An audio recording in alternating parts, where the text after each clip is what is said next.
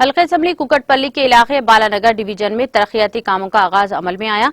रुकने assembly Kukatpally M Krishna Rao ने Balanagar corporator ए रविंदर रेड्डी के साथ तरक्याती कामों के लिए संग बुनियाद रखा, जिसमें राजीव गांधी नगर दिलखुश नगर में सीसी रोड का 20 लाख की लागत से इफ्तिताह अमल में आया।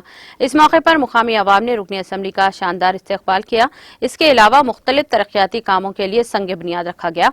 इस मौके पर मोहम्मद मोहसिन सदर वेलफेयर दिलखुश नगर, सैयद जमील नायब सदर गुलपोशी की और राजीव कॉलोनी दिलखुश नगर में बीटी मेन रोड का 1 करोड़ की लागत से इफ्तिताह किया। इस मौके पर रुकने असम्बली ने आवाम को इस बात का तयक़ुन दिया कि ज़ेरे इल्तिवा तमाम कामों की आजिलाना यकसुई की जाएगी। इस मौके पर general secretary Mohammed Umar Sharif, BRS senior leader Mohammed Abdul Aziz, Mohammed Mois, Mohammed Sufi, desk journalist Sheikh Haji Hussain, GHMC DE Govardhan और मुतालिका अहदेदार मौजूद थे।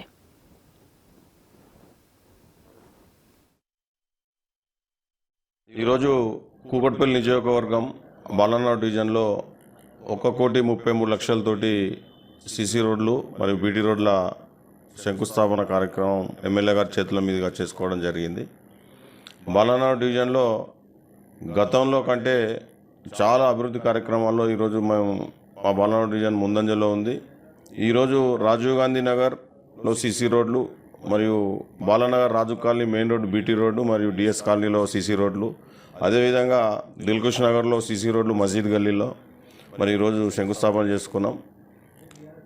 మరి ఈరోజు ఈ రాష్ట్రంలో ఈ కాన్స్టిట్యున్సీలో ఈ హైదరాబాద్లో డెవలప్మెంట్ జరుగుతున్న కేసీఆర్ ప్రభుత్వం టీఆర్ఎస్ ప్రభుత్వం వల్ల ఈరోజు అభివృద్ధి కార్యక్రమాలు బ్రహ్మాండంగా జరుగుతూ ఉన్నాయి.